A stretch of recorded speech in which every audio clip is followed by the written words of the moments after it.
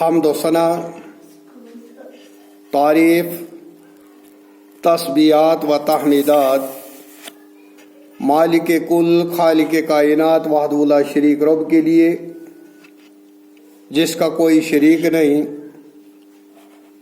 درود و سلام، درود و عظمت، درود و رحمت ہوں کائنات کے امام، امام اعظم، مرشد اعظم، پیغمبر اعظم حضرت محمد رسول اللہ صلی اللہ علیہ وسلم کی ذات اقدس پر، جنہیں اللہ رب العزت نے رحمت بنا کر بھیجا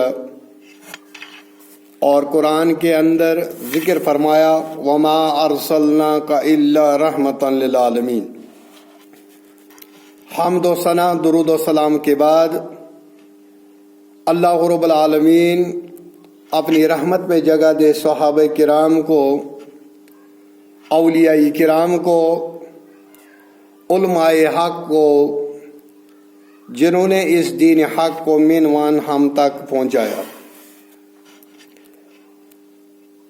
ہم بات کر رہے ہیں سیرت طیبہ حضرت محمد رسول اللہ صلی اللہ علیہ وسلم پر۔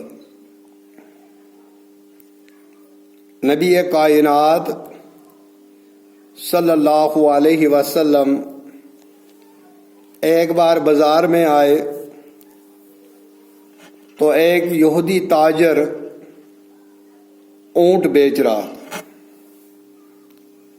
تو یہودی تاجر اس کا چھوٹا بھائی منڈی میں آ گیا تو نبی کائنات صلی اللہ علیہ وسلم کی نظر ایک اونٹ پر پڑی تو اونٹ والے سے کہا، اس تاجر سے کہا، اس اونٹ کو بیچو گے؟ اس نے کہا ہاں۔ نبی کائنات صلی اللہ علیہ وسلم نے فرمایا لے جاؤ، تو تاجر نے کہا لے جاؤ۔ نبی کائنات صلی اللہ علیہ وسلم اونٹ کو لے کر گھر چلے گئے، تب تک اس یہودی کا بڑا بھائی آیا۔ بڑے بھائی نے اپنے چھوٹے بھائی سے پوچھا بھائی اونٹ بیچا؟ بولا ہاں میں نے بیچا، بڑا قیمتی اونٹ تھا۔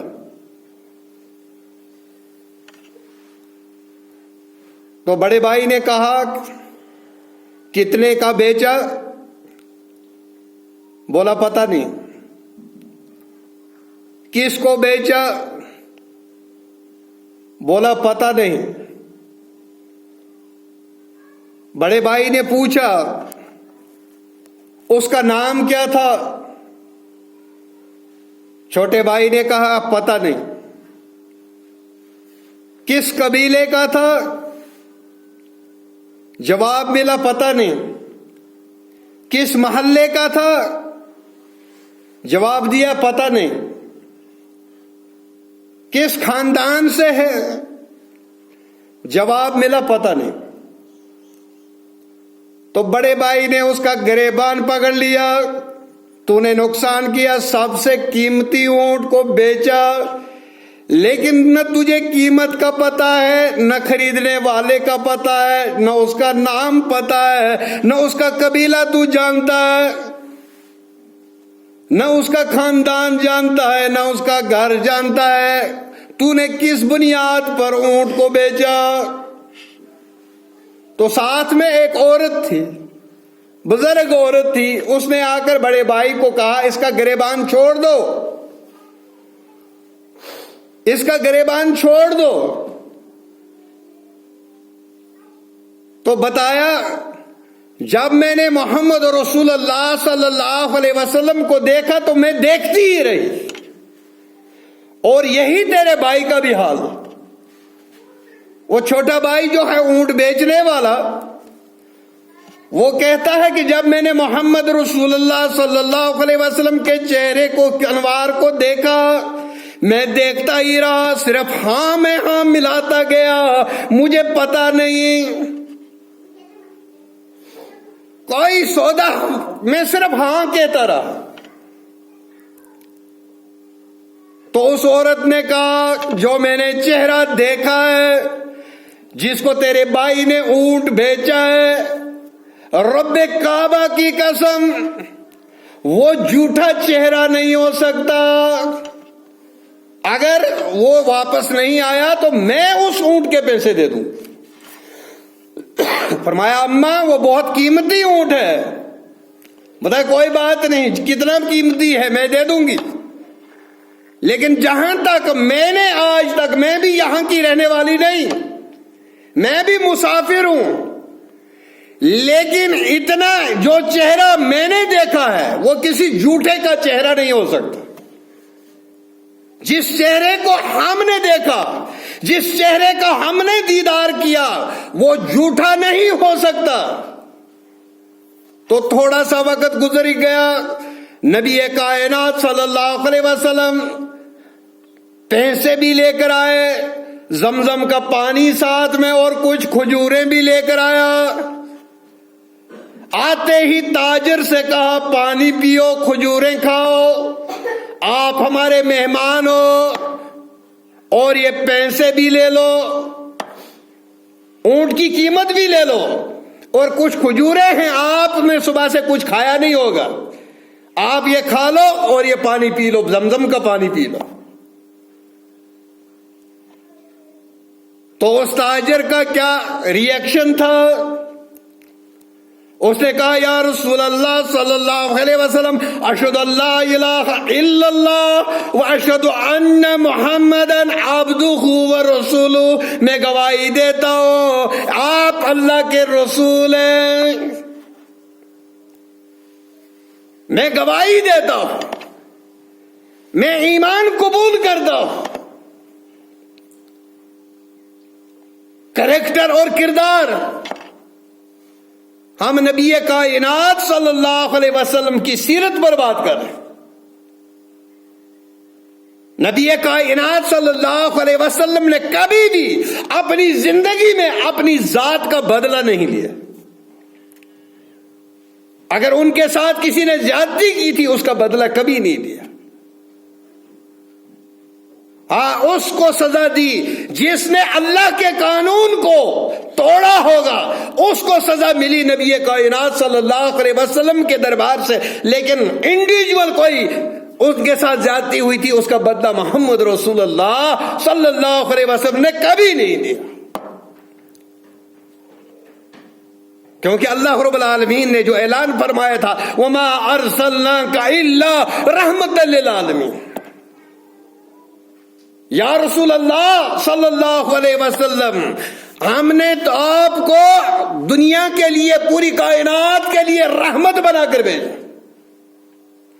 وہ رحمت والا پیغمبر، وہ عظمت والا پیغمبر، وہ سچا پیغمبر، وہ حق گو پیغمبر، وہ انصاف کرنے والا پیغمبر، وہ پیغمبر جس نے اللہ کے بندوں کو اللہ کے ساتھ ملایا، اور یہی ان کا کام ہے۔ نبیوں کا کام ہی یہی ہے کہ اللہ کے بندے جو رب سے، اپنے اللہ سے دور ہو چکے ہیں، ان کو اللہ کے نزدیک کرتا ہے، ان کو اللہ کے ساتھ ملا دیتا ہے، اللہ کے احکامات ان کو سناتا ہے، برائیوں سے لوگوں کو روکتا ہے، اچھائیوں کی دعوت دیتا ہے۔ اور اس نبی کے ماننے والے وہ بھی تو ویسے ہی ہونے چاہیے نا۔ محمد رسول اللہ صلی اللہ علیہ وسلم 23 سالہ نبوی زندگی میں جو بھی حرکات سکنات نبی کریم صلی اللہ علیہ وسلم سے سرزد ہوئے وہ ہمارے لیے ہے۔ لقد کان لکم فی رسول اللہ اسوۃ حسنہ، وہ ماڈل ہے، وہ نمونہ ہے۔ ان کی سیرت طیبہ کو دیکھ دیکھ کر ایک مسلمان نے زندگی گزار لی۔ نبی کائنات صلی اللہ علیہ وسلم سے کسی نے پوچھا کیا مسلمان گناہگار ہو سکتا ہے؟ نبی کائنات صلی اللہ علیہ وسلم نے فرمایا ہاں وہ ہو سکتا ہے، اس میں کمزوری ہو سکتی ہے، کبھی وہ شراب کے نشے میں بھی چور ہو سکتا ہے۔ تو اس پوچھنے والے نے پوچھا کیا مسلمان کبھی جھوٹ بول سکتا ہے؟ نبی کائنات صلی اللہ علیہ وسلم نے تکیے کو چھوڑ دیا اور بتا دیا لا، بالکل نہیں، مسلمان ہر کچھ ہو سکتا ہے لیکن مسلمان کبھی جھوٹا نہیں ہو سکتا۔ مسلمان کے منہ سے کبھی جھوٹ نہیں نکلے۔ نبی کائنات صلی اللہ علیہ وسلم ہمارے لیے اگر ماڈل، نمونہ ہے، ہمارے پیشوا ہے، ہمارے رہبر اور رہنما ہے، تو ہم نے ان کے طریقے پر چلنا تو چاہیے نا۔ جھوٹ بولتا رہتا ہوں، دعائیں قبول کہاں ہوں گی؟ سود کھانے والا میں دعائیں کہاں قبول ہوں گی؟ بے حیائی میں ملوث دعائیں کہاں قبول ہوں گی؟ اسی لیے پوری کائنات کے اندر اگر مسلمان ذلت اور مسکنت کا شکار ہے، اگر کہیں پسپا ہے، کہیں پس رہا ہے، یہ وجہ یہی ہے اس نے اپنے نبی کریم صلی اللہ علیہ وسلم کی سیرت کو چھوڑ دیا۔ نبی کائنات صلی اللہ علیہ وسلم کی سیرت طیبہ کو پڑھو اور اس پر عمل کرو۔ نبی کائنات صلی اللہ علیہ وسلم کی سنتوں پر عمل کرو اگر کامیابی چاہتے ہو، اگر اپنی دنیا اور آخرت کو اچھا بنانا چاہتے ہو۔ ایک ہم ہے، اب آپ اندازہ لگائیے ہفتے میں ایک دن ہوتا ہے جمعہ۔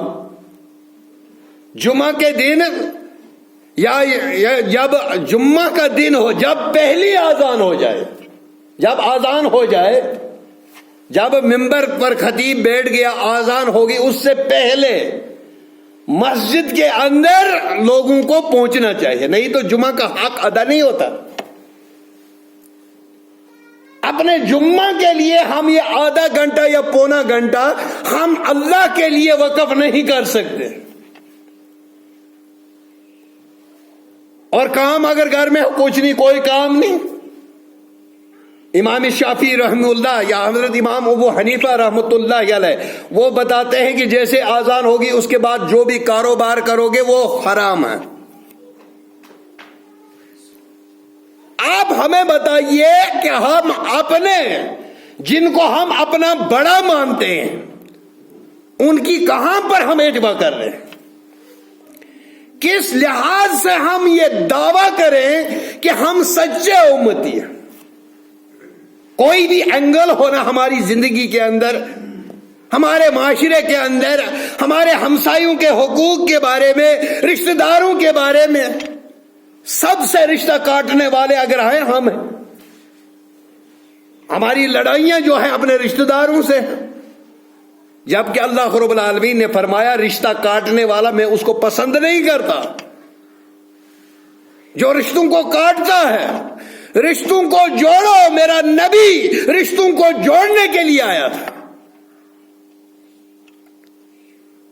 ہوں میں مسلمان اور میرا ہمسایہ میری وجہ سے پریشان، پھر میں دعویٰ کروں کہ میں نبی کا امتی ہوں، پھر میں دعویٰ کروں کہ میں جنت میں جاؤں گا؟ جنت کیا یوں ہی مل جاتی ہے؟ آج کا مسلمان چاہتا ہے میں بے حیائی بھی کروں جنت میں بھی جاؤں، شراب بھی پیوں جنت میں جاؤں، سود بھی کھاؤں جنت میں جاؤں۔ ایسا کوئی شارٹ کٹ اسلام میں نہیں ہے۔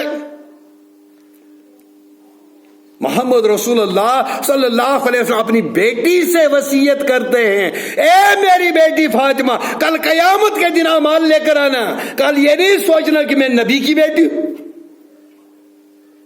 محمد رسول اللہ صلی اللہ علیہ وسلم تمام نبیوں کے سردار، وہ اپنی بیٹی سے یہ کہیں اعمال کے بغیر میں آپ کی مدد نہیں کر سکتا ہوں، آپ اعمال لے کر قیامت کے دن آنا، اعمال کے بغیر نہیں۔ لیکن آج مسلمان چاہتا ہے کہ کچھ وظیفہ پڑھ کر میں جنت میں چلا جاؤں، شارٹ کٹ اپنا رہا، لیکن کوئی ایسا شارٹ کٹ نہیں ہے۔ جنت چاہیے تو وہ کام کرنے پڑیں گے جو کام میرے نبی نے کیے۔ جنت چاہیے وہ اعمال کرنے پڑیں گے جو اعمال 23 سال کے اندر محمد رسول اللہ صلی اللہ علیہ وسلم خود بھی عمل کیا اور صحابہ کو بھی اس کو حکم دیا. میرے بھائیوں، اسلام میں کوئی شارٹ کٹ نہیں. کسی کی نیاز دے دی تو بس جنت میں چلا جاؤں گا، یا گوشت زندہ باد کہہ دیا تو جنت میں چلا گیا. اور یہ قرآن پڑھیے، قرآن کے اندر آپ کو ملے گا غوث اعظم کون؟ اللہ. دستگیر کون؟ اللہ. مشکل کشا کون؟ اللہ. حاجت روا کون؟ اللہ. یہ جواب ملے گا. ہم نے کسی کو دستگیر بنایا، کسی کو مشکل کشا بنایا، کسی کو کچھ بنایا، کسی کو کچھ بنایا. اللہ کا کلام چھوڑ دیا، نبی کا فرمان چھوڑ دیا. دستگیر ہو گیا ہاتھ کو پکڑنے والا، مدد کرنے والا اللہ. اور دنیا میں کوئی انسان کسی کا دستگیر نہیں ہو. ایک دستگیر یا ہاتھ کو پکڑ کر اس کی مدد کرنا، یہ اللہ کی صفت ہے، یہ کسی میں نہیں. اللہ کا قرآن کہے کہ میں مشکل کشا ہوں، تو کہے نہیں فلانی مشکل کشا ہے. حاجت روا، مشکل کشا، بگڑیاں بنانے والا، داتا، گنج بخش، یہ سب صفتیں اللہ کی ہیں. اللہ کے بغیر کوئی نہیں ہو سکتا. تو نبی کائنات صلی اللہ علیہ وسلم رحمت بن کر آئے. تو جب نبی کریم صلی اللہ علیہ وسلم مبعوث ہوئے تو اس وقت کی حالت جو تھی معاشرے کی،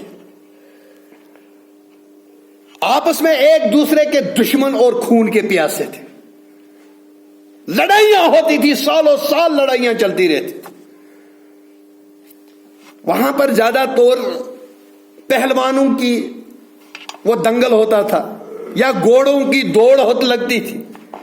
اگر کسی قبیلے کا جیت گیا تو اس کے بعد لڑائیاں شروع ہو جاتی تھی اور وہ صدیوں تک چلتی رہتی تھی. ایسا معاشرہ تھا. جب محمد رسول اللہ صلی اللہ علیہ وسلم مبعوث ہوئے، وہ اپنی بدعمالیوں کی وجہ سے جہنم کی آگ کے گڑھے کے کنارے پر پہنچے ہوئے تھے اور اس گڑھے سے واپس لانے والے ہیں. اللہ رب العالمین نے احسان کیا انسانیت پر، محمد رسول اللہ صلی اللہ علیہ وسلم کو مبعوث فرمایا. سریہ گمراہی اور ضلالت میں مبتلا تھے، صرف گمراہیاں ہی تھی. کوئی امید کی کرن نہیں تھی اس معاشرے کے اندر جس معاشرے کے اندر اللہ رب العالمین نے محمد رسول اللہ صلی اللہ علیہ وسلم کو مبعوث کی. ان میں نہ پیار تھا، محبت، ہمدردی، خلوص، شفقت نام کی کوئی چیز نہیں تھی. یہ وہ معاشرہ تھا جس معاشرے میں اللہ رب العالمین نے نبی کائنات صلی اللہ علیہ وسلم کو نبوت کا تاج ان کے سر مبارک پر رکھا. ان کا نہ اخلاق اچھا تھا، نہ ان کا کردار اچھا تھا. ان کے نہ نظریات درست تھے، نہ معاملات درست تھے. ان کا نظریہ کیا تھا؟ بیان کرتے ہیں کہ جب یہ کسی سفر پر نکلتے تھے، ان کے پاس 3 پتھر ہوتے تھے. بیان کرتے ہیں ایک صحابی کہ ہمارے پاس 3 پتھر ہوتے تھے. 2 پتھروں کا چولہا بنا کر ہم روٹی بنا لیتے تھے اور تیسرا ہمارا خدا رہتا تھا، اس کی ہم پوجا کرتے تھے. یہ ہماری حالت تھی، یہ گمراہی کی انتہا تھی. تو اس وقت اللہ رب العالمین نے محمد رسول اللہ صلی اللہ علیہ وسلم کو مبعوث فرمایا. ان کا کردار اچھا نہیں تھا، باتوں باتوں پر گالی گلوچ اور جنگیں چھڑ جاتی تھی. عورتیں محفوظ نہیں، بیٹی محفوظ نہیں. اور اتنا گر چکا تھا یہ معاشرہ، جب باپ کی 2 بیویاں ہوتی تھی، جس سے جنم لیا وہ تو ماں ہے، جو دوسری ہوتی تھی متیر جس کو بولتے ہیں، اس کے باپ کے مرنے کے بعد وہاں کے معاشرے میں وہ لوگ چادر اٹھا کر اس کے سر پر ڈالتے تھے اور اس کے ساتھ نکاح کر لیتے تھے.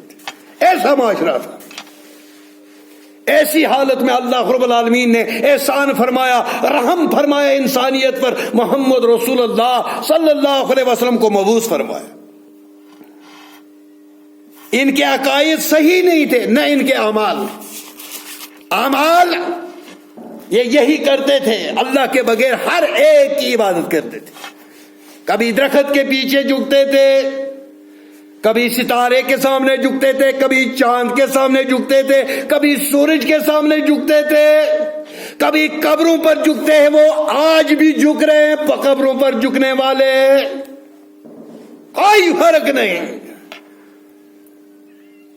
اس وقت جب محمد رسول اللہ صلی اللہ علیہ وسلم مبعوث ہوئے، شرک کی انتہا تھی، اللہ کی توحید کو پامال کیا گیا تھا، اور آج بھی ہے۔ آج سب سے بڑی ضرب ہے اسی پر، اسی عمل پر، کہ کوئی توحید پرست نہ رہے، بدعتی بن جائے، شرک کرنے لگے، پورا معاشرہ خوش ہو جائے گا۔ محمد رسول اللہ صلی اللہ علیہ وسلم کی حدیث بیان کر دو، قرآن کی آیت سنا دو، وہاں سے آگے سے ایک ہی فتویٰ ملتا ہے، یہ وہابی ہے، بس بیڑا گرک۔ میں نے پہلے بھی بتایا تھا، ایک بار ایک کھتری رہتا تھا، اس کھتری کے بارے میں مفتی صاحب سے جب اس کھتری نے پیسے مانگے، وہ مفت میں کھاتا تھا، سودا لے جاتا تھا، لیکن پیسے نہیں دیتا۔ لیکن ایک دن کھتری کو غلطی ہوگی، اس نے پتہ نہیں کیا کیا، تو اس نے بولا میں پیسے لے لوں، مولوی صاحب پیسے دے دو۔ مولوی صاحب کو یہ بات اچھی نہیں لگی، اس نے جمعہ کے دن ممبر پر چڑھ کر پہلا اعلانیہ کیا، کھاتری وہابی ہو گیا، کوئی اس کے پاس نہ جائے۔ کوئی گیا ہی نہیں۔ اب کھتری پریشان ہے، یار میں نے کون سی بڑی غلطی کی، یار میں نے تو پیسہ مانگا تھا۔ لیکن سننے والے بھی ایسے، مولوی صاحب کی بات پر یقین کرنے والے بھی ایسے ہیں نا۔ ارے بھائی بیوقوف کھتری کیسے بن سکتا ہے، وہابی کیسے بن؟ وہابی تو ایک اللہ کو مانتا ہے، وہابی تو ایک اللہ کی توحید کا بیان کرتا ہے، اس پر عمل کرتا ہے۔ لیکن سننے والے بھی ایسے، مولوی صاحب نے کہہ دیا جیسے اللہ نے نازل کر دیا۔ اللہ رحم کرے۔ یہی کچھ اس وقت ہمارے معاشرے میں ہو رہا ہے۔ وہابی کا فتویٰ لگ گیا، چاہے نبی کی صحیح حدیث ہو، اس کو ٹھکرا دیا جاتا ہے۔ اللہ را اپنے آپ پر رحم کرو، اپنی آخرت کو سدھارو۔ کل کوئی جب بیٹا باپ کے کام نہیں آئے گا تو یہ مولوی تمہیں کہاں سے بچائے گا؟ جب بیٹا ایک عمل دینے سے انکار کر دے گا، نہیں وہ دنیا میں تھا، ابا تھا تو میرا، تو رات دن کو ایک کر کے جھوٹ اور سچ کر کے مجھے کھلاتا پلاتا رہا، وہ دنیا کی بات ہے، ادھر نہیں دوں گا میں، مجھے اپنے اعمال، آپ کو اپنے اعمال، کوئی وقت کام نہیں آئے گا۔ بیٹا بیٹی، گھر والی، ماں بھائی، سب کوئی رشتہ نہیں ہوگا وہاں۔ جب جس نے 20-25 سال اپنے بیٹے کو پالا، جب وہ باپ بیٹے